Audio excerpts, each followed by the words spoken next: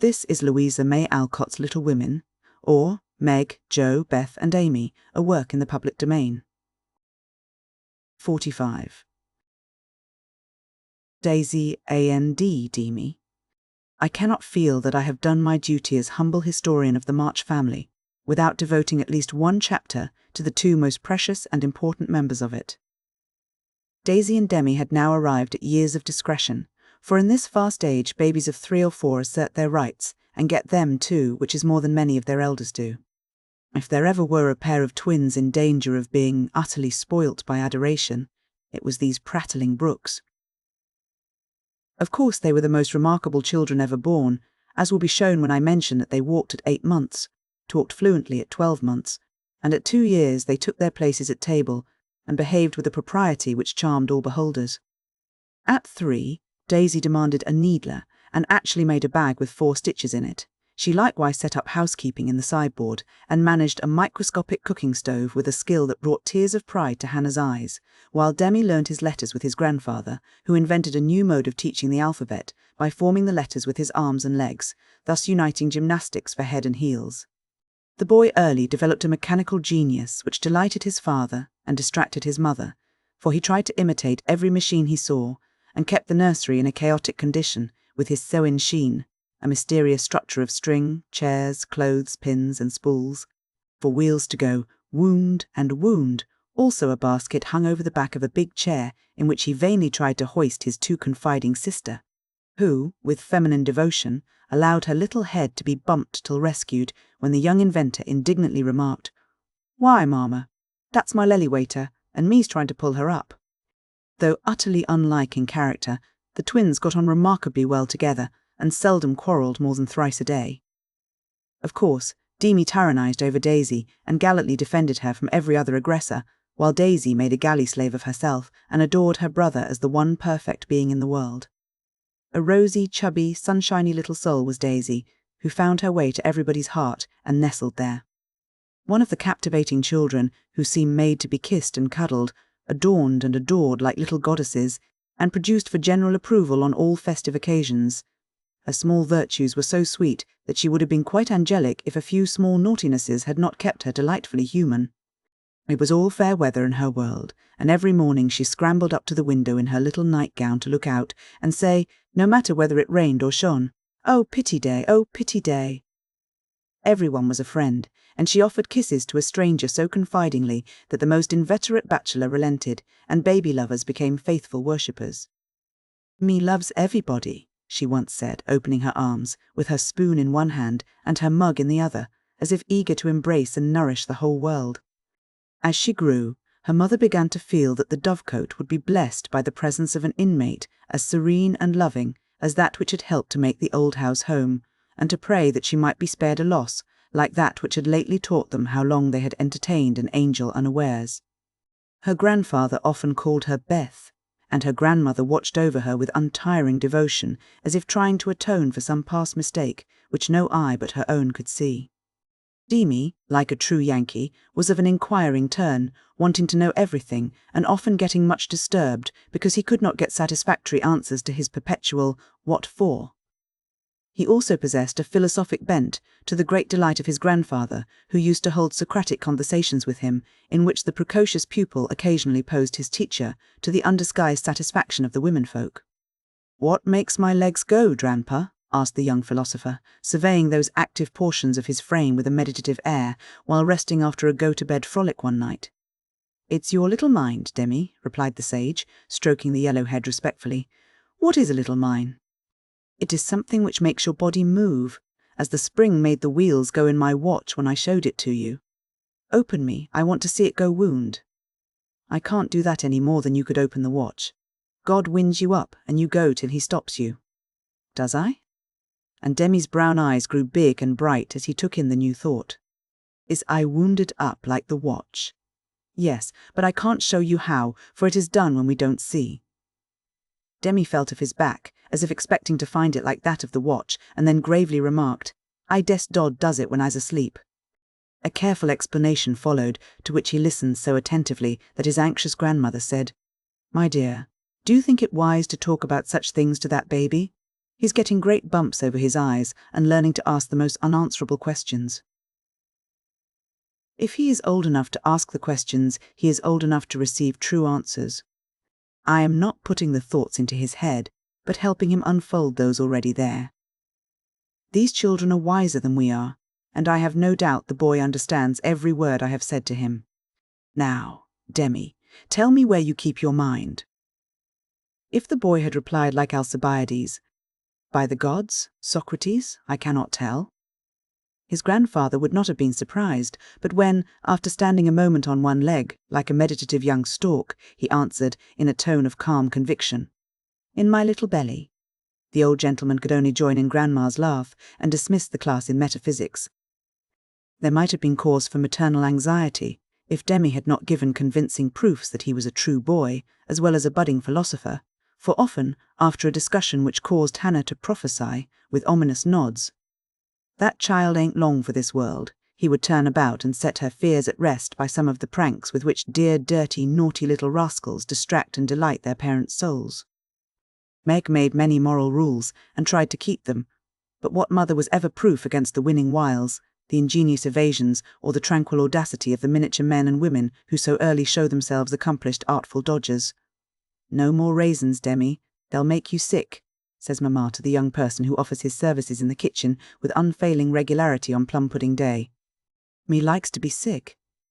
I don't want to have you, so run away and help Daisy make patty cakes.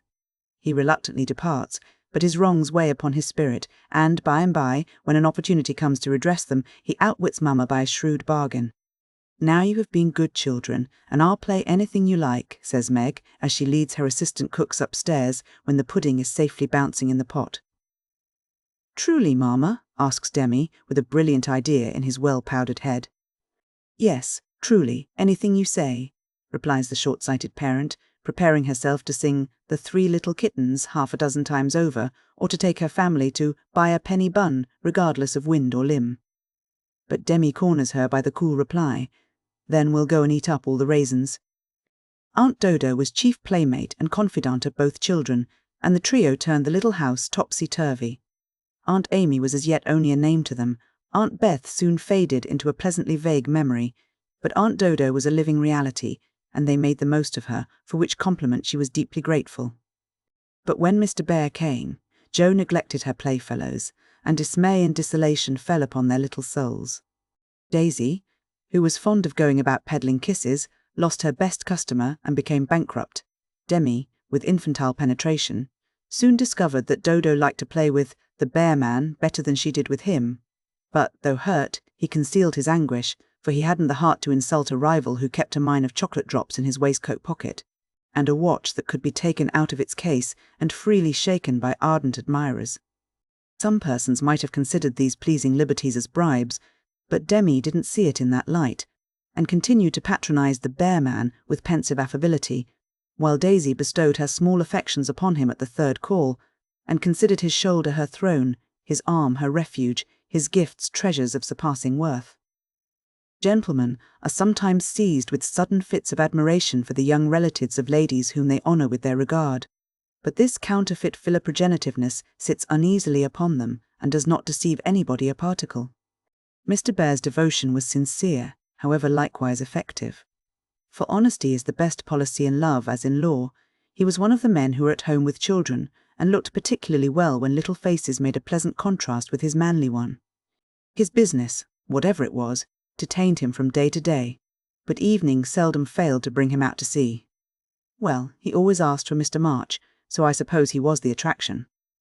The excellent papa laboured under the delusion that he was, and revelled in long discussions with the kindred spirit, till a chance remark of his more observing grandson suddenly enlightened him.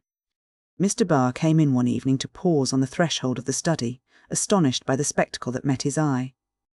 Prone upon the floor lay Mr. March, with his respectable legs in the air, and beside him, likewise prone, was Demi, trying to imitate the attitude with his own short, scarlet-stockinged legs, both grovellers so seriously absorbed that they were unconscious of spectators, till Mr. Bear laughed his sonorous laugh, and Jo cried out, with a scandalised face, "Father, father, here's the Professor!" Down went the black legs, and up came the grey head. As the preceptor said, with undisturbed dignity, "Good evening, Mr. Bear." Excuse me for a moment, we are just finishing our lesson. Now, Demi, make the letter and tell its name. I knows him. And after a few convulsive efforts, the red legs took the shape of a pair of compasses, and the intelligent pupil triumphantly shouted, "It's a wee, Dranpa, it's a wee." "He's a born weller," laughed Jo, as her parent gathered himself up, and her nephew tried to stand on his head as the only mode of expressing his satisfaction that school was over. "What have you been at today, Bubchen?" asked Mr. Bear, picking up the gymnast. "Me went to see little Mary." "And what did you there?" "I kissed her," began Demi, with artless frankness. "Prut, thou beginnest early. What did the little Mary say to that?" asked Mr. Bear, continuing to confess the young sinner, who stood upon his knee exploring the waistcoat pocket. "Oh, she liked it, and she kissed me, and I liked it." "Don't little boys like little girls?" added Demi, with his mouth full and an air of bland satisfaction. "You precocious chick, who put that into your head?" said Jo, enjoying the innocent revelations as much as the professor. "'Tisn't in mine head, it's in mine mouth," answered literal Demi, putting out his tongue with a chocolate drop on it, thinking she alluded to confectionery, not ideas. "Thou shouldst save some for the little friend, sweets to the sweet, manling," and Mr. Bear offered Jo some, with a look that made her wonder if chocolate was not the nectar drunk by the gods. Demi also saw the smile, was impressed by it, and artlessly inquired, "Do great boys like great girls too, Fessor?" Like young Washington, Mr. Bear couldn't tell a lie, so he gave the somewhat vague reply that he believed they did sometimes, in a tone that made Mr. March put down his clothes, brush, glance at Jo's retiring face, and then sink into his chair, looking as if the precocious chick had put an idea into his head that was both sweet and sour. Why Dodo, when she caught him in the china closet half an hour afterward, nearly squeezed the breath out of his little body with a tender embrace instead of shaking him for being there, and why she followed up this novel performance by the unexpected gift of a big slice of bread and jelly, remained one of the problems over which Demi puzzled his small wits and was forced to leave unsolved forever. 46.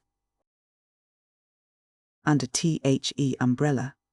While Laurie and Amy were taking conjugal strolls over velvet carpets as they set their house in order and planned a blissful future, Mr. Barr and Jo were enjoying promenades of a different sort along muddy roads and sodden fields.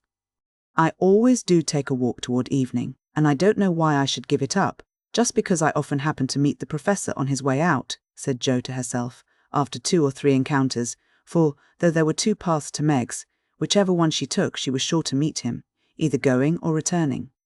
He was always walking rapidly, and never seemed to see her till quite close, when he would look as if his short-sighted eyes had failed to recognize the approaching lady till that moment. Then, if she was going to Meg's, he always had something for the babies. If her face was turned homeward, he had merely strolled down to see the river and was just about returning, unless they were tired of his frequent calls. Under the circumstances, what could Jo do but greet him civilly and invite him in? If she was tired of his visits, she concealed her weariness with perfect skill, and took care that there should be coffee for supper, as Friedrich, I mean Mr. Bear, doesn't like tea. By the second week, everyone knew perfectly well what was going on, yet everyone tried to look as if they were stone blind to the changes in Jo's face. They never asked why she sang about her work, did up her hair 3 times a day, and got so blooming with her evening exercise, and no one seemed to have the slightest suspicion that Professor Bear, while talking philosophy with the father, was giving the daughter lessons in love. Jo couldn't even lose her heart in a decorous manner, but sternly tried to quench her feelings, and, failing to do so, led a somewhat agitated life. She was mortally afraid of being laughed at for surrendering, after her many and vehement declarations of independence. Laurie was her especial dread, but thanks to the new manager, he behaved with praiseworthy propriety, never called Mr. Barr a capital old fellow in public, never alluded, in the remotest manner, to Jo's improved appearance, or expressed the least surprise at seeing the professor's hat on the Marches' hall table nearly every evening. But he exulted in private, and longed for the time to come when he could give Jo a piece of plate, with a bear and a ragged staff on it as an appropriate coat of arms. For a fortnight, the professor came and went with lover-like regularity. Then he stayed away for 3 whole days and made no sign, a proceeding which caused everybody to look sober, and Jo to become pensive at first, and then, alas, for romance. Very cross. Disgusted, I dare say, and gone home as suddenly as he came. It's nothing to me, of course, but I should think he would have come and bid us good-bye, like a gentleman, she said to herself, with a despairing look at the gate as she put on her things for the customary walk one dull afternoon. "You'd better take the little umbrella, dear, it looks like rain," said her mother, observing that she had on her new bonnet, but not alluding to the fact. "Yes, Marmee, do you want anything in town? I've got to run in and get some paper," returned Jo, pulling out the bow under her chin before the glass as an excuse for not looking at her mother. "Yes, I want some twilled silesia, a paper of No. 9 needles, and 2 yards of narrow lavender ribbon. Have you got your thick boots on, and something warm under your cloak?" "I believe so," answered Jo absently. "If you happen to meet Mr. Barr, bring him home to tea. I quite long to see the dear man," added Mrs. March. Jo heard that, but made no answer, except to kiss her mother and walk rapidly away, thinking with a glow of gratitude, in spite of her heartache. "How good she is to me! What do girls do who haven't any mothers to help them through their troubles?" The dry goods stores were not down among the counting houses, banks, and wholesale war rooms where gentlemen most do congregate, but Jo found herself in that part of the city before she did a single errand, loitering along as if waiting for someone, examining engineering instruments in one window and samples of wool in another with most unfeminine interest, tumbling over barrels being half smothered by descending bales, and hustled unceremoniously by busy men who looked as if they wondered how the deuce she got there. A drop of rain on her cheek recalled her thoughts from baffled hopes to ruined ribbons, for the drops continued to fall, and, being a woman as well as a lover, she felt that, though it was too late to save her heart, she might her bonnet. Now she remembered the little umbrella, which she had forgotten to take in her hurry to be off, but regret was unavailing, and nothing could be done but borrow one or submit to a drenching. She looked up at the lowering sky, down at the crimson bow already flecked with black, forward along the muddy street, then one long, lingering look behind, at a certain grimy warehouse, with Hoffman, Swartz and Co. over the door, and said to herself with a sternly reproachful air, "It serves me right. What business had I to put on all my best things and come philandering down here, hoping to see the Professor? Jo, I'm ashamed of you. No, you shall not go there to borrow an umbrella, or find out where he is from his friends. You shall trudge away and do your errands in the rain, and if you catch your death and ruin your bonnet, it's no more than you deserve. Now then."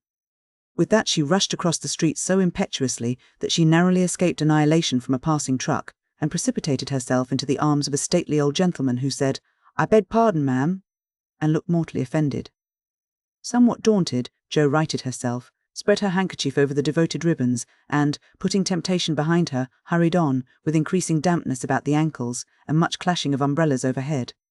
The fact that a somewhat dilapidated blue one remained stationary above the unprotected bonnet attracted her attention, and, looking up, she saw Mr. Bear looking down. "I feel to know the strong-minded lady who goes so bravely under many horse-noses and so fast through much mud. What do you down here, my friend?" "I'm shopping." Mr. Bear smiled, as he glanced from the pickle factory on one side to the wholesale hide and leather concern on the other, but he only said politely, "You have no umbrella." "May I go also, and take for you the bundles?" "Yes, thank you." Jo's cheeks were as red as her ribbon, and she wondered what he thought of her. But she didn't care, for in a minute she found herself walking away arm in arm with her Professor, feeling as if the sun had suddenly burst out with uncommon brilliancy, that the world was all right again, and that one thoroughly happy woman was paddling through the wet that day. "We thought you had gone," said Jo hastily, for she knew he was looking at her. Her bonnet wasn't big enough to hide her face, and she feared he might think the joy it betrayed unmaidenly. "Did you believe that I should go with no farewell to those who have been so heavenly kind to me?" he asked so reproachfully that she felt as if she had insulted him by the suggestion, and answered heartily, "No, I didn't. I knew you were busy about your own affairs, but we rather missed you, father and mother especially." "And you?" "I'm always glad to see you, sir." In her anxiety to keep her voice quite calm, Jo made it rather cool, and the frosty little monosyllable at the end seemed to chill the Professor, for his smile vanished as he said gravely, "I thank you, and come one time more before I go." "You are going, then?" "I have no longer any business here, it is done." "Successfully, I hope," said Jo, for the bitterness of disappointment was in that short reply of his. "I ought to think so, for I have a way open to me by which I can make my bread and give my junglings much help." "Tell me, please. I like to know all about the boys," said Jo eagerly. "That is so kind, I gladly tell you." My friends find for me a place in a college where I teach as at home and earn enough to make the way smooth for France and Emile.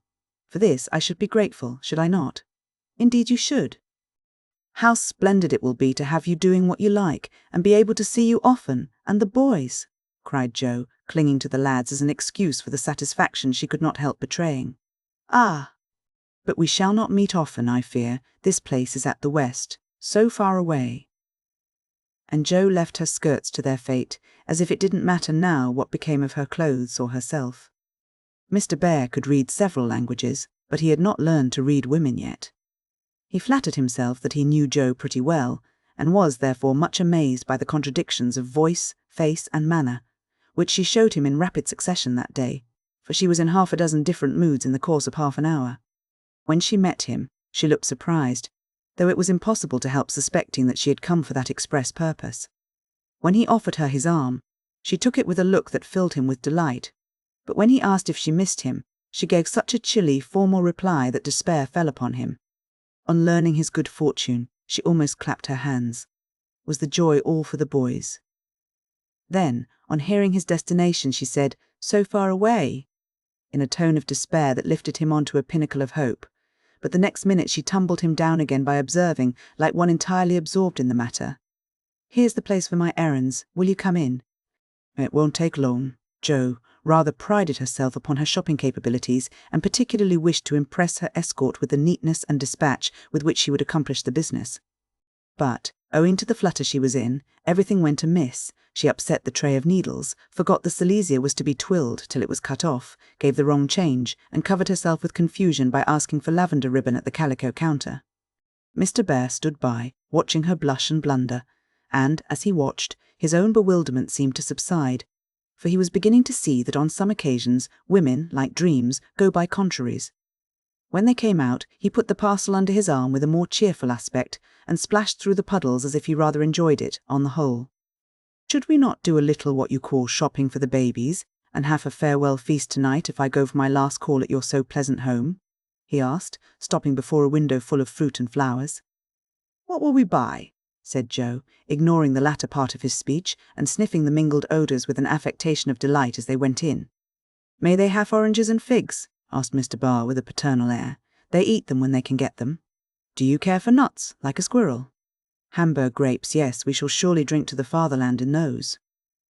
Jo frowned upon that piece of extravagance and asked why he didn't buy a frail of dates, a cask of raisins, and a bag of almonds, and done with it.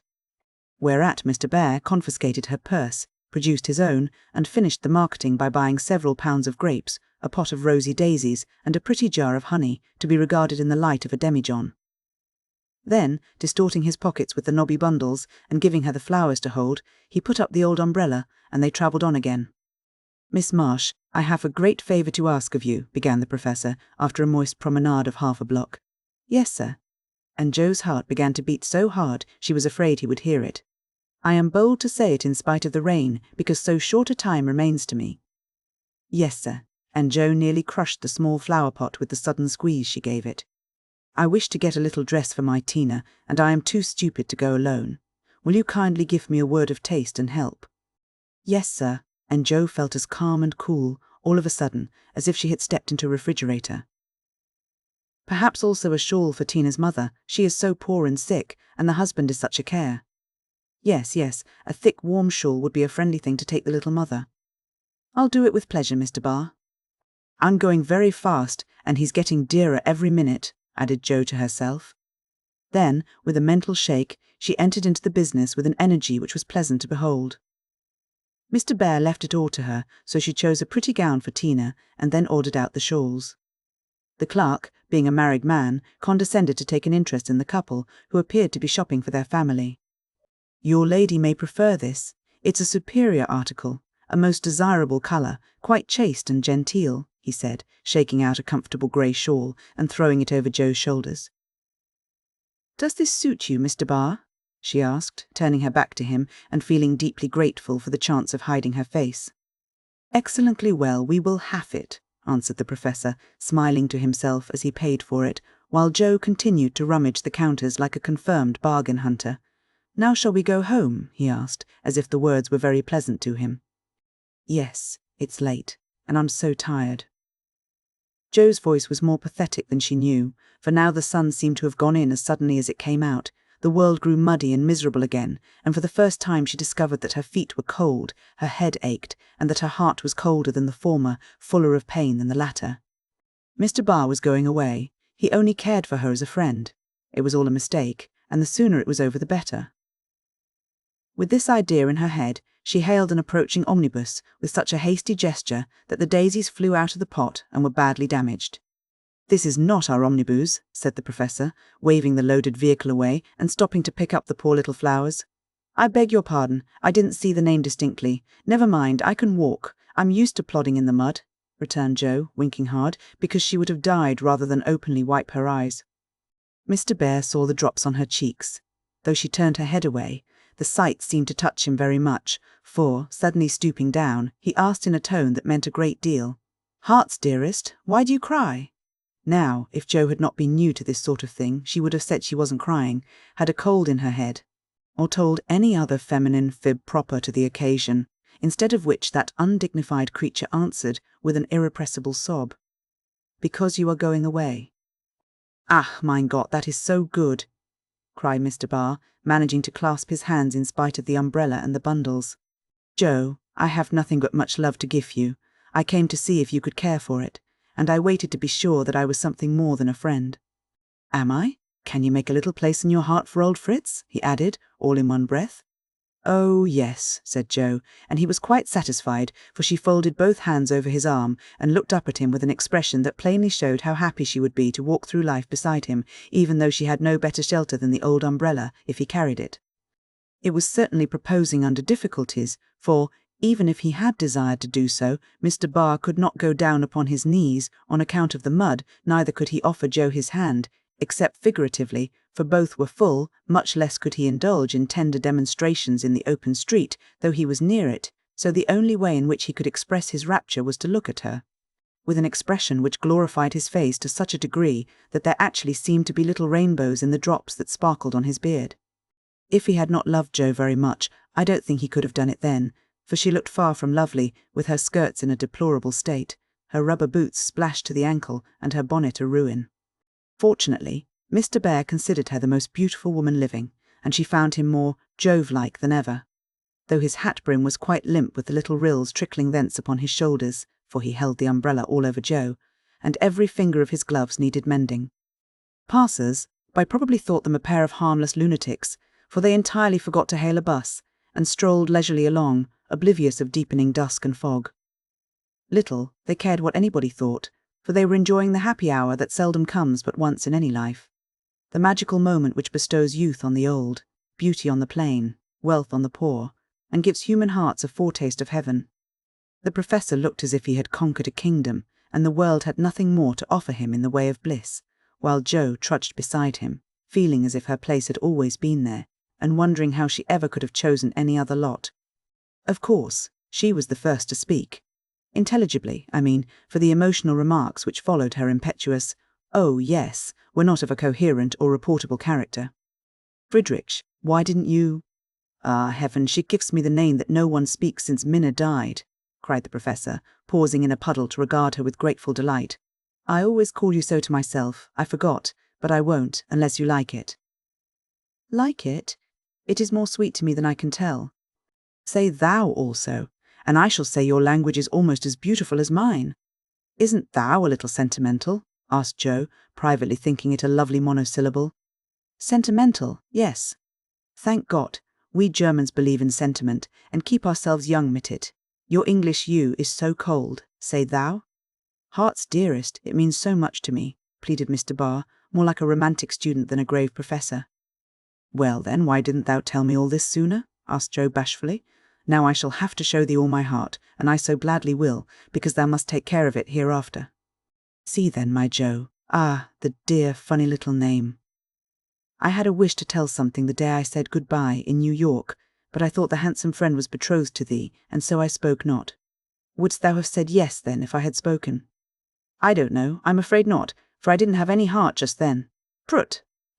"That I do not believe." It was asleep till the fairy prince came through the wood, and waked it up. "Ah, well, die erste Liebe ist die beste. but that I should not expect. Yes, the first love is the best, so be contented, for I never had another." "Teddy was only a boy, and soon got over his little fancy," said Jo, anxious to correct the professor's mistake. "Good, then I shall rest happy, and be sure that thou givest me all. I have waited so long, I am grown selfish, as thou wilt find, Professorin." "I like that," cried Jo, delighted with her new name. "Now tell me what brought you at last, just when I most wanted you." This, and Mr. Byer took a little worn paper out of his waistcoat pocket. And Jo unfolded it, and looked much abashed, for it was one of her own contributions to a paper that paid for poetry, which accounted for her sending it an occasional attempt. "How could that bring you?" she asked, wondering what he meant.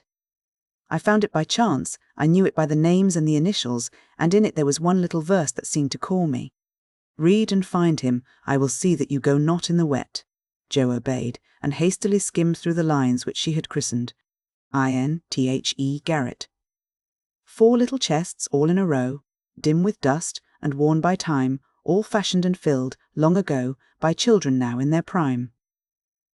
4 little keys hung side by side, with faded ribbons, brave and gay when fastened there, with childish pride, long ago, on a rainy day. 4 little names, one on each lid, carved out by a boyish hand, and underneath there lieth hid histories of the happy band once playing here, and pausing oft to hear the sweet refrain that came and went on the roof aloft in the falling summer rain. Meg on the first lid, smooth and fair. I look in with loving eyes, for folded here, with well-known care, a goodly gathering lies, the record of a peaceful life. Gifts to gentle child and girl, a bridal gown, lines to a wife, a tiny shoe, a baby curl. No toys in this first chest remain, for all are carried away, in their old age, to join again in another small Meg's play. Ah, happy mother! Well I know you hear, like a sweet refrain, lullabies ever soft and low in the falling summer rain. Jo on the next lid, scratched and worn, and within a motley store of headless dolls, of school-books torn, birds and beasts that speak no more, spoils brought home from the fairy ground only trod by youthful feet, dreams of a future never found, memories of a past still sweet, half-ripe poems, stories wild, April letters, warm and cold, diaries of a wilful child, hints of a woman early old. A woman in a lonely home, hearing, like a sad refrain, "Be worthy, love, and love will come in the falling summer rain." My Beth, the dust is always swept from the lid that bears your name, as if by loving eyes that wept, by careful hands that often came.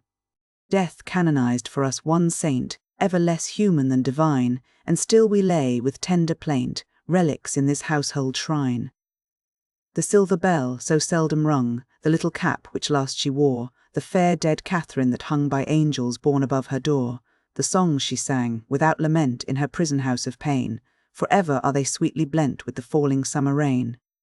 Upon the last lid's polished field, legend now both fair and true, a gallant knight bears on his shield, Amy, in letters gold and blue. Within lie snoods that bound her hair, slippers that have danced their last, faded flowers laid by with care, fans whose airy toils are past, gay valentines, all ardent flames, trifles that have borne their part in girlish hopes and fears and shames. The record of a maiden heart now learning fairer, truer spells, hearing, like a blithe refrain, the silver sound of bridal bells in the falling summer rain. 4 little chests all in a row, dim with dust, and worn by time. 4 women, taught by well and woe to love and labour in their prime. 4 sisters, parted for an hour, none lost, one only gone before, made by love's immortal power, nearest and dearest evermore. Oh, when these hidden stores of ours lie open to the Father's sight, may they be rich in golden hours, deeds that show fairer for the light, lives whose brave music long shall ring, like a spirit-stirring strain, souls that shall gladly soar and sing in the long sunshine after rain. J. M. Power and Arf Compower mean to braze and ofted. It's very bad poetry, but I felt it when I wrote it, one day when I was very lonely, and had a good cry on a rag-bag. I never thought it would go where it could tell tales, said Jo, tearing up the verses the Professor had treasured so long. Let it go, it has done its duty, and I will huff a fresh one when I read all the brown book in which she keeps her little secrets, said Mr. Bear, with a smile, as he watched the fragments fly away on the wind. Yes, he added earnestly, I read that, and I think to myself, she has a sorrow, she is lonely, she would find comfort in true love. I have a heart full for her. Shall I not go and say, if this is not too poor a thing to give for what I shall hope to receive, take it in God's name? And so you came to find that it was not too poor, but the one precious thing I needed, whispered Joe. I had no courage to think that at first, heavenly kind as was your welcome to me. But soon I began to hope, and then I said, I will huff her if I die for it, and so I will, cried Mr. Bear, with a defiant nod, as if the walls of mist closing round them were barriers which he was to surmount or valiantly knock down. Joe thought that was splendid, and resolved to be worthy of her knight, though he did not come prancing on a charger in gorgeous array. What made you stay away so long? She asked presently, finding it so pleasant to ask confidential questions and get delightful answers that she could not keep silent. It was not easy, but I could not find the heart to take you from that so happy home until I could have a prospect of one to give you, after much time perhaps and hard work. How could I ask you to give up so much for a poor old fellow who has no fortune but a little learning? I'm glad you are poor. I couldn't bear a rich husband, said Joe decidedly, adding in a softer tone, Don't fear poverty. I've known it long enough to lose my dread, and be happy working for those I love, and don't call yourself old. 40 is the prime of life. I couldn't help loving you if you were 70. The professor found that so touching that he would have been glad of his handkerchief if he could have got at it, as he couldn't. Joe wiped his eyes for him and said, laughing as she took away a bundle or two, I may be strong-minded, but no one can say I'm out of my sphere now, for woman's special mission is supposed to be drying tears and bearing burdens. I'm to carry my share, Friedrich, and help to earn the home. Make up your mind to that, or I'll never go, she added resolutely, as he tried to reclaim his load. We shall see. Have you patience to wait a long time, Joe? I must go away and do my work alone. I must help my boys first, because, even for you, I may not break my word to Minna. Can you forgive that, and be happy while we hope and wait?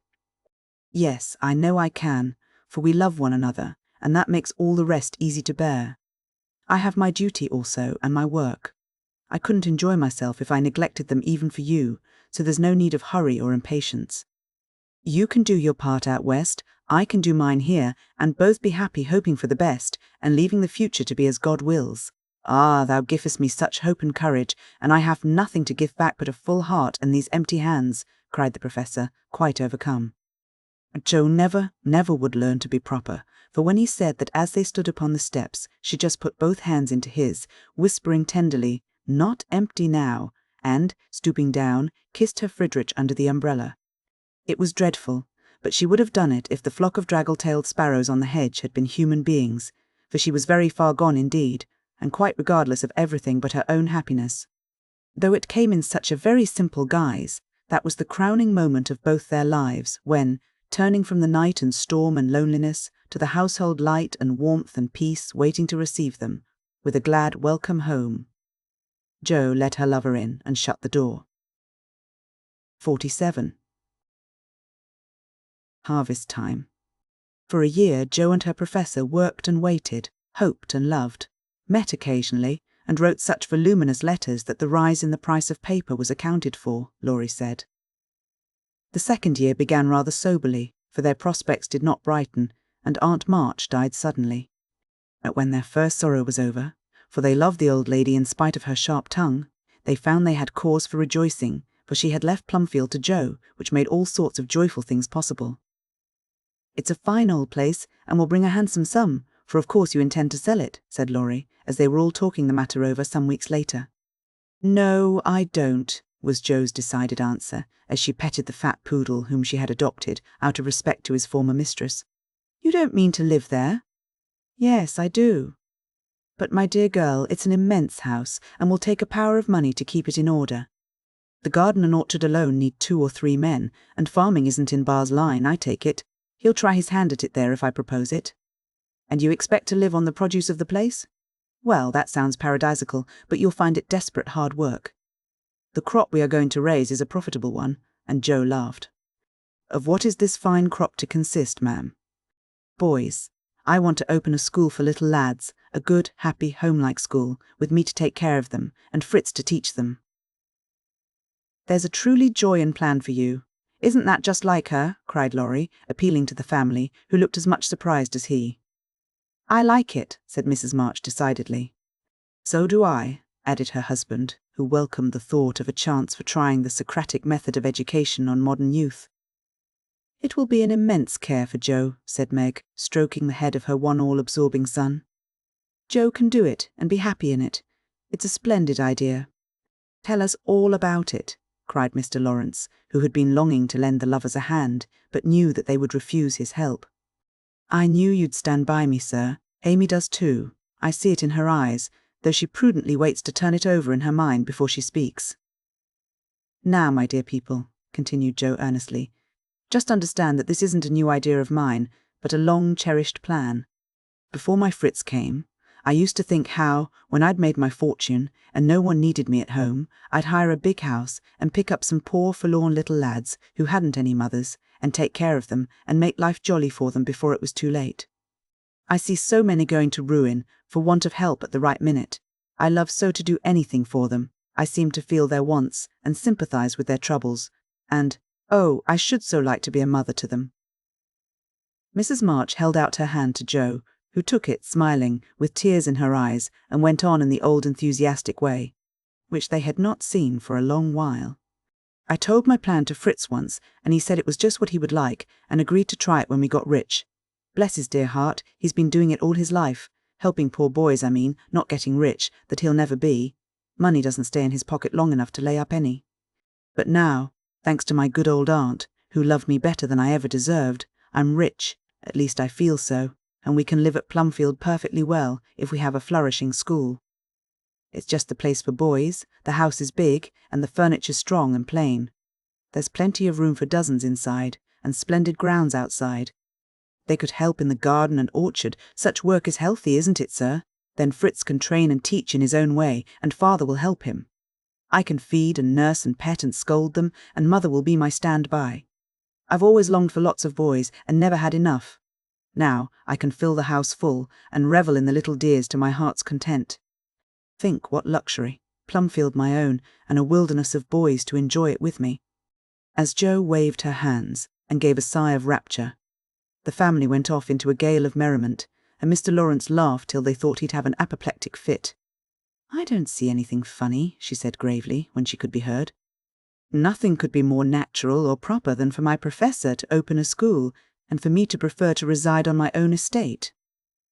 She is putting on airs already, said Laurie, who regarded the idea in the light of a capital joke. But may I inquire how you intend to support the establishment? If all the pupils are little ragamuffins, I'm afraid your crop won't be profitable in a worldly sense, Mrs. Bear. Now don't be a wet blanket, Teddy. Of course I shall have rich pupils also. Perhaps begin with such altogether then. When I've got a start, I can take a ragamuffin or two, just for a relish. Rich people's children often need care and comfort, as well as poor. I've seen unfortunate little creatures left to servants, or backward ones pushed forward, when it's real cruelty. Some are naughty, through mismanagement or neglect, and some lose their mothers. Besides, the best have to get through the hobbledehoy age, and that's the very time they need most patience and kindness. People laugh at them and hustle them about, try to keep them out of sight, and expect them to turn all at once from pretty children into fine young men. They don't complain much, plucky little souls, but they feel it. I've been through something of it, and I know all about it. I've a special interest in such young bears, and like to show them that I see the warm, honest, well-meaning boys' hearts, in spite of the clumsy arms and legs and the topsy-turvy heads. I've had experience, too, for haven't I brought up one boy to be a pride and honour to his family? I'll testify that you tried to do it, said Laurie, with a grateful look. And I've succeeded beyond my hopes, for here you are, a steady, sensible businessman, doing heaps of good with your money and laying up the blessings of the poor instead of dollars. But you are not merely a businessman, you love good and beautiful things, enjoy them yourself, and let others go halves, as you always did in the old times.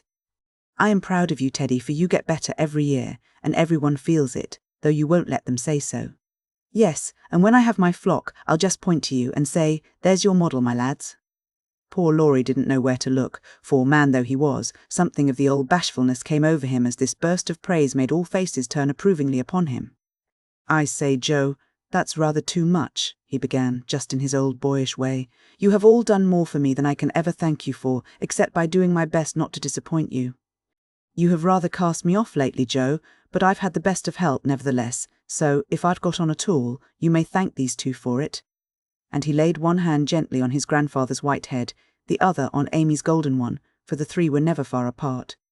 "I do think that families are the most beautiful things in all the world," burst out Joe, who was in an unusually uplifted frame of mind just then. "When I have one of my own, I hope it will be as happy as the three I know and love the best. If John and my Fritz were only here, it would be quite a little heaven on earth," she added more quietly. And that night, when she went to her room, after a blissful evening of family councils, hopes, and plans, her heart was so full of happiness that she could only calm it by kneeling beside the empty bed always near her own, and thinking tender thoughts of Beth. It was a very astonishing year altogether, for things seemed to happen in an unusually rapid and delightful manner. Almost before she knew where she was, Jo found herself married and settled at Plumfield. Then a family of 6 or 7 boys sprung up like mushrooms and flourished surprisingly. Poor boys as well as rich, for Mr. Lawrence was continually finding some touching case of destitution and begging the buyers to take pity on the child, and he would gladly pay a trifle for its support. In this way the sly old gentleman got round proud Jo, and furnished her with the style of boy in which she most delighted. Of course it was uphill work at first, and Jo made queer mistakes, but the wise professor steered her safely into calmer waters, and the most rampant ragamuffin was conquered in the end. How Jo did enjoy her wilderness of boys, and how poor dear Aunt March would have lamented had she been there to see the sacred precincts of prim, well-ordered Plumfield overrun with Toms, Dicks, and Harrys. There was a sort of poetic justice about it, after all, for the old lady had been the terror of the boys for miles round, and now the exiles feasted freely on forbidden plums, kicked up the gravel with profane boots unreproved, and played cricket in the big field where the irritable cow with the crumpled horn used to invite rash youths to come and be tossed. It became a sort of boys' paradise, and Laurie suggested that it should be called the Bar Garden, as a compliment to its master and appropriate to its inhabitants. It never was a fashionable school, and the professor did not lay up a fortune. But it was just what Jo intended it to be, a happy, home-like place for boys who needed teaching, care, and kindness. Every room in the big house was soon full. Every little plot in the garden soon had its owner. A regular menagerie appeared in barn and shed, for pet animals were allowed, and 3 times a day. Jo smiled at her Fritz from the head of a long table lined on either side with rows of happy young faces, which all turned to her with affectionate eyes, confiding words, and grateful hearts, full of love for Mother Bar. She had boys enough now, and did not tire of them, though they were not angels by any means, and some of them caused both professor and professorine much trouble and anxiety. But her faith in the good spot which exists in the heart of the naughtiest, sauciest, most tantalizing little ragamuffin gave her patience, skill, and, in time, success, for no mortal boy could hold out long with Father Bar shining on him as benevolently as the sun, and Mother Bar forgiving him 70 times 7. Very precious to Jo was the friendship of the lads, their penitent sniffs and whispers after wrong-doing, their droll or touching little confidences, their pleasant enthusiasms, hopes, and plans, even their misfortunes, for they only endeared them to her all the more. There were slow boys and bashful boys, feeble boys and riotous boys, boys that lisped and boys that stuttered, 1 or 2 lame ones, and a merry little quadroon, who could not be taken in elsewhere, but who was welcome to the Bar Garden, though some people predicted that his admission would ruin the school. Yes, Jo was a very happy woman there, in spite of hard work, much anxiety, and a perpetual racket. She enjoyed it heartily, and found the applause of her boys more satisfying than any praise of the world, for now she told no stories except to her flock of enthusiastic believers and admirers. As the years went on, 2 little lads of her own came to increase her happiness.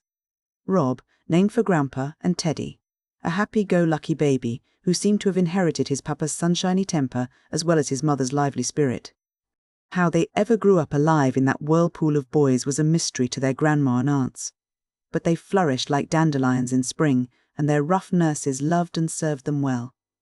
There were a great many holidays at Plumfield, and one of the most delightful was the yearly apple-picking, for then the Marches, Lawrences, Brookes, and Byers turned out in full force, and made a day of it.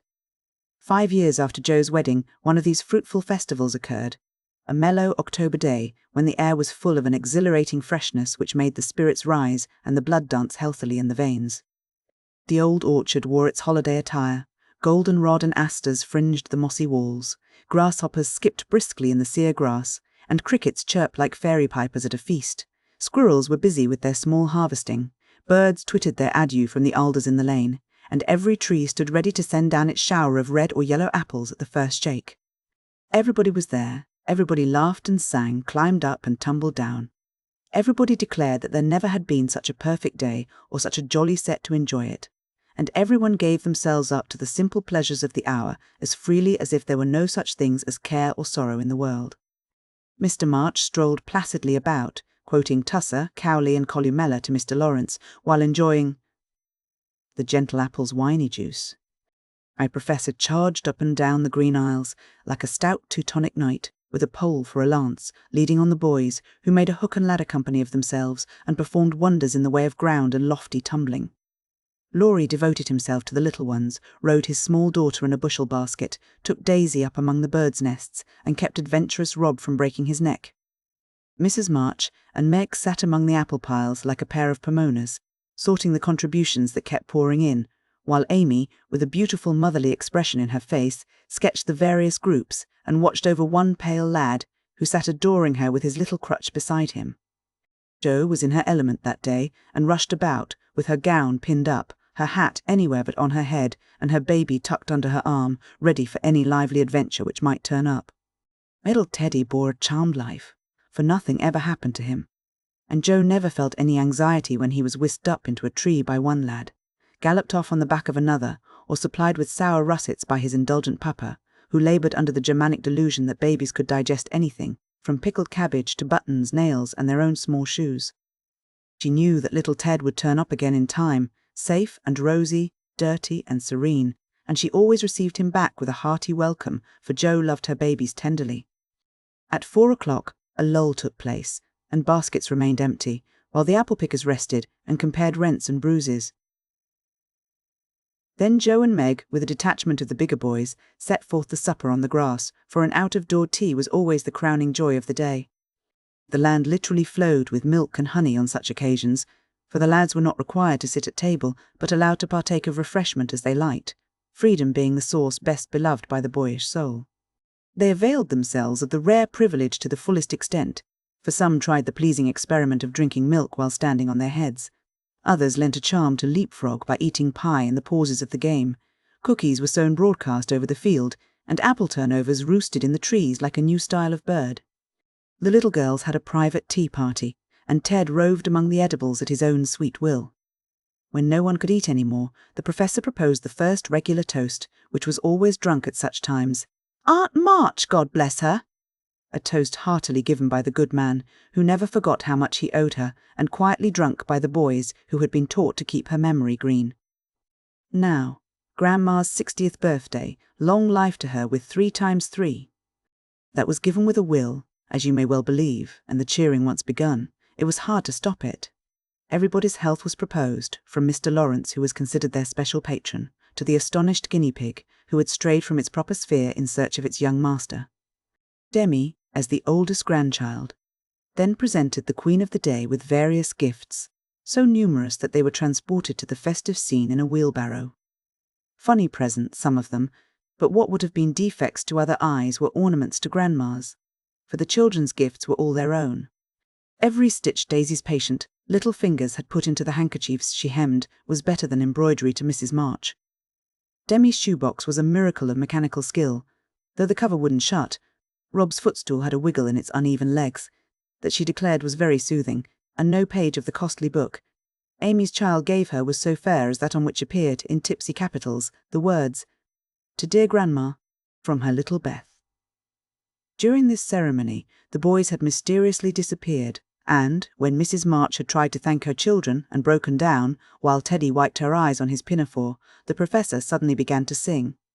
Then, from above him, voice after voice took up the words, and from tree to tree echoed the music of the unseen choir as the boys sung with all their hearts the little song Jo had written, Laurie set to music, and the professor trained his lads to give with the best effect. This was something altogether new, and it proved a grand success, for Mrs. March couldn't get over her surprise, and insisted on shaking hands with every one of the featherless birds, from tall Franz and Emil to the little quadroon, who had the sweetest voice of all. After this, the boys dispersed for a final lark, leaving Mrs. March and her daughters under the festival tree. "I don't think I ever ought to call myself Unlucky Joe again, when my greatest wish has been so beautifully gratified," said Mrs. Beyer, taking Teddy's little fist out of the milk pitcher, in which he was rapturously churning. "And yet your life is very different from the one you pictured so long ago." "Do you remember our castles in the air?" asked Amy, smiling as she watched Laurie and John playing cricket with the boys.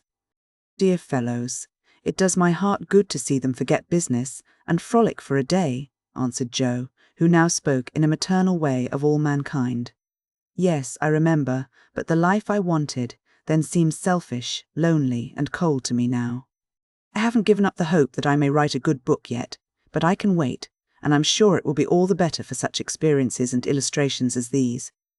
And Joe pointed from the lively lads in the distance to her father, leaning on the professor's arm, as they walked to and fro in the sunshine, deep in one of the conversations which both enjoyed so much, and then to her mother, sitting enthroned among her daughters, with their children in her lap and at her feet, as if all found help and happiness in the face which never could grow old to them. My castle was the most nearly realized of all. I asked for splendid things, to be sure, but in my heart I knew I should be satisfied if I had a little home, and John, and some dear children like these. I've got them all, thank God, and am the happiest woman in the world." And Meg laid her hand on her tall boy's head with a face full of tender and devout content. "My castle is very different from what I planned, but I would not alter it, though, like Joe, I don't relinquish all my artistic hopes or confine myself to helping others fulfill their dreams of beauty. I've begun to model a figure of baby, and Laurie says it is the best thing I've ever done.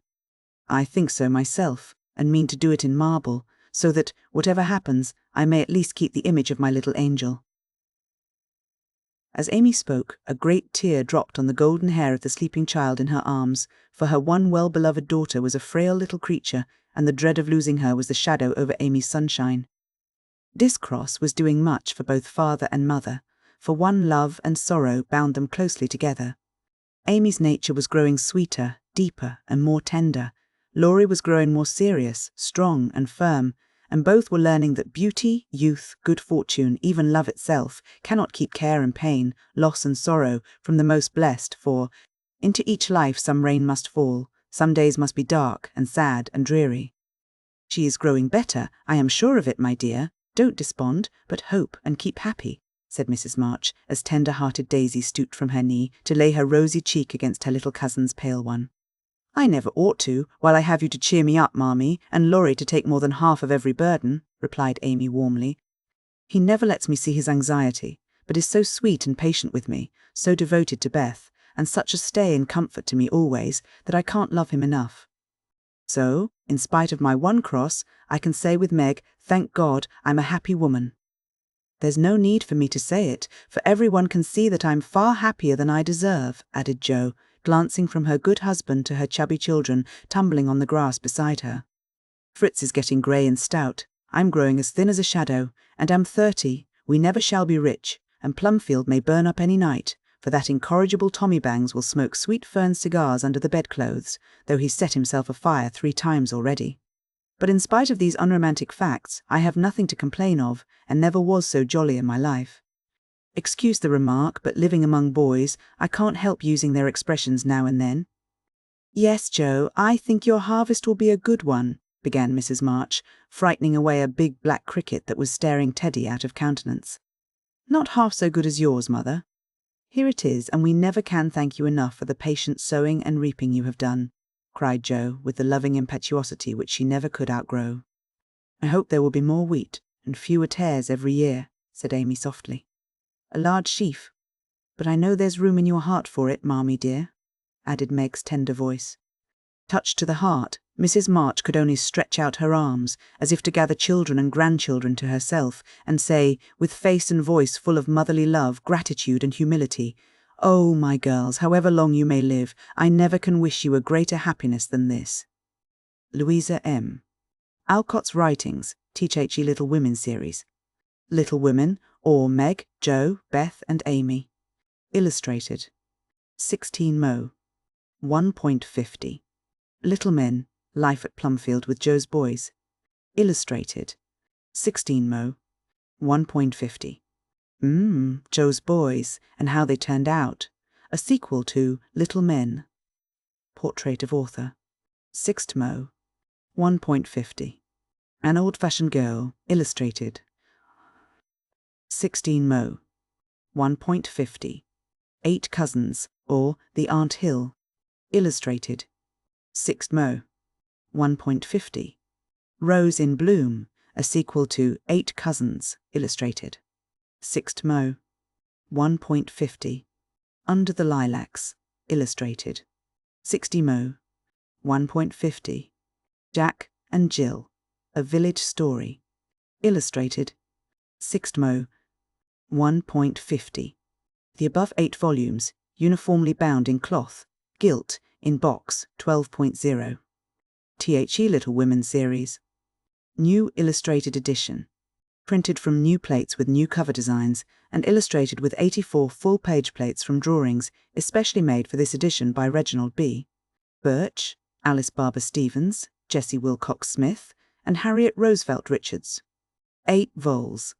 Crown 8fo. Decorated cloth, gilt, in box. 16.0. Separately 2.0. The Spinning Wheel series, Spinning Wheel Stories, 10. Silver Pictures, 10. Proverb Stories, 10. 1AA, Garland for Girls. 4 vols. 6 Mo. Each 1.25. Inbox 5.0. The Spinning Wheel series. New illustrated edition. Uniform in size with the illustrated edition of the Little Women series. With 36 full-page plates by well-known artists. 4 vols. Crown 8fo. Decorated cloth. Inbox 6.0. Separately 1.50. AUNTJO Scrap, BAG My, Boys Chawl Straps 20E, Cupid and Chow Chow, My Girls.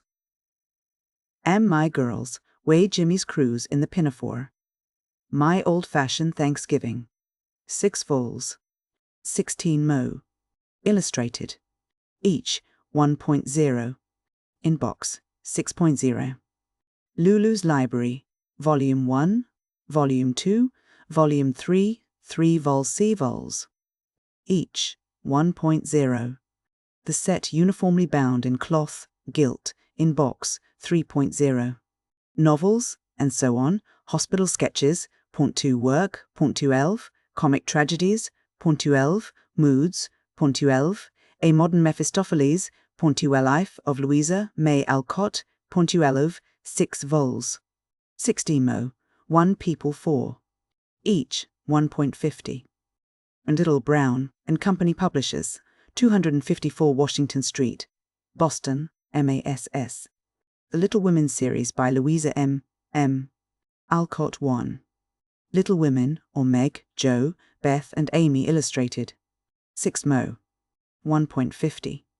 A simple story of the home life of 4 girls. A portrayal of child life, natural, wholesome and inspiring. One of the best and most popular children's books ever written. 2. Little Men, Life at Plumfield with Jo's Boys illustrated. 16 Mo. 1.50. Gives delightful pictures of boy life at Old Plumfield and is brimful of activity, merriment, health and happiness. 3. Jo's, Boys, and How They Turned Out illustrated. 6 Mo. 1.50. This sequel to Little Men takes up the story and carries Jo's boys through the home struggles and adventures in the outside world until they are fairly launched on the sea of manhood. 4. ANOLD Fashioned GIRL illustrated. 16 Mo. 1.50. A heroine of this book is shown as a possible improvement upon the girl of the period, who seems sadly ignorant or ashamed of the good old fashions which made women truly beautiful and honoured. 5. 8 Cousins, or The Aunt Hill illustrated. 6 Mo. Maid N. 1.50. The story of a pretty-faced and sunny-tempered little girl, obliged by the death of her parents to live with her uncle and her aunts, thereby coming in contact with 7 cousins, all boys. 6. Rose I. N. Bloom, illustrated. 6 Mo. 1.50. This sequel to 8 Cousins carries on the story of Rose and the cousins and is full of vivacity, fresh and stirring incident and brilliant character painting. 7. Under The Lilacs, illustrated. 6 Mo.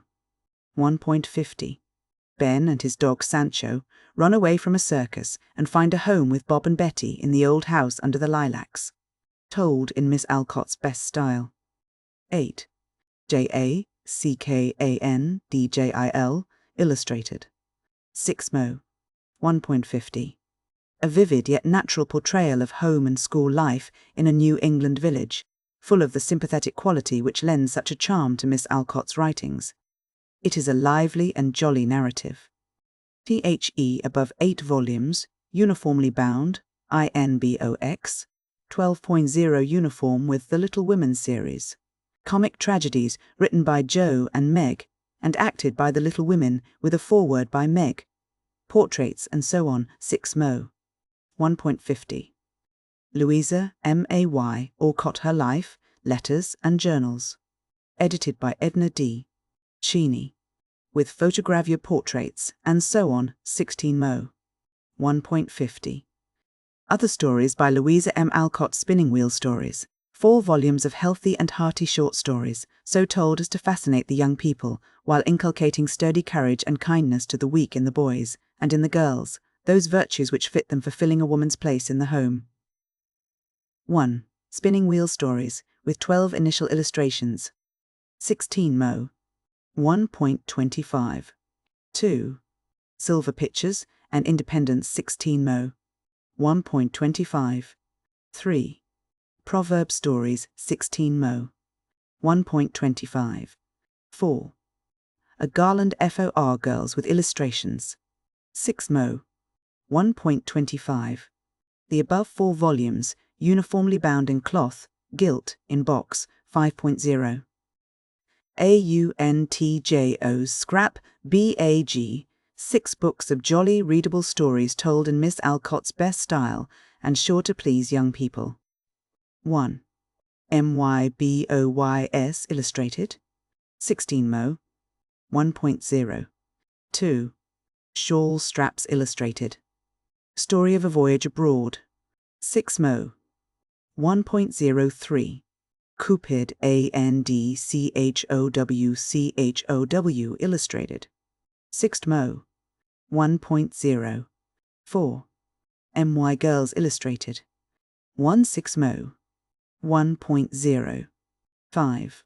Jimmy's Cruise INTHE Pinafore, and so on, illustrated. 6 Mo. 1.0. 6. ANOLD Fashioned Thanksgiving, illustrated. 6 Mo. No. 1.0. The above 6 volumes, uniformly bound in cloth, gilt, in box, 6.0. Lulu's Library, delightful short stories, many of them founded on incidents from Miss Alcott's life, told so as to attract children, and all showing the spirit of cheerful accomplishment in the face of discouragements. 3 volumes, each 1.0. The set, uniformly bound in cloth, gilt, in box, 3.0. MISS Alcott's Novels Hospital, Sketches and Camp and Fireside Stories, with illustrations. 16 Mo. 1.50. WORK, A Story of Experience. Illustrated by Sol Eitinge. 6 Mo. 1.50. Moods, a Novel. 16 Mo. 1.50.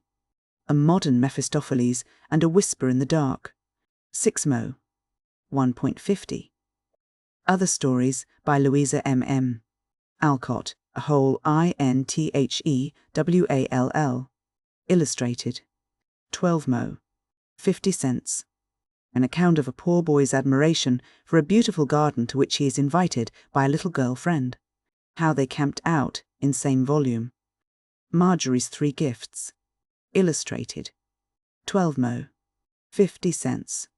A fairy tale told Marjorie comes true, and there enter into her life 3 good fairies: industry, cheerfulness, and love. Roses and forget-me-nots in same volume. May flowers. Illustrated. 12 mo. 50 cents. The experiences of 6 earnest young girls who try to make the sad lives about them happier. Full of sensible hints as to wisest methods of charity. A Christmas Dream. Illustrated. 12 mo. 50 cents. A rather spoiled child gets her first real enjoyment of Christmas by making others happy. Bah in same volume. Candy Country. Illustrated. 12 mo. Pierre to the story. 50 cents. A quaint little fable in which the young heroine visits Candyland and is finally contented to return to Breadland. How they ran away in same volume. Little Button Rose. Illustrated. 12 mo. 50 cents. A bright, vivacious child visits her maiden aunts. Her influence on the somewhat narrow characters about her is delightfully described. Poppy's A.N.D. Wheat. Illustrated. 12 mo. 50 cents. 2 girls travel through Europe. The frivolous Ethel learns the advantages of culture and simple dignity from her companion. Mountain Laurel A.N.D. Maidenhair. Illustrated. 12 mo. 50 cents. The story of a New Hampshire farmer's daughter who is fond of writing verses. Pansies A.N.D. Water Lilies. Illustrated. 12 mo. 50 cents. Pansies is a story of a girl's discussion of books. Water Lilies is a romance by the seashore. T.H. Dole's Journey. Illustrated. 12 mo. 50 cents. A droll account of the travels of 2 dolls. Shadow Children and The Moss People in same volume. Morning Glories A.N.D. Queen Astor. Illustrated. 12 mo. 50 cents. Aunt Wee changes Daisy from a petulant to a cheerful girl by interesting her in the wonderful world of nature which Daisy has never before learned to appreciate justly. The Little Men The Little Women Play. Adapted from Miss Alcott's famous stories Little Men and Little Women by Elizabeth L.L. Gould. Illustrated. 12 mo. Price 50 cents each. 2 45-minute plays of 2 acts each for 8 or 10 little people. They will prove a source of limitless delight. Little, Brown and Company, publishers 254 Washington State, Boston, Mass.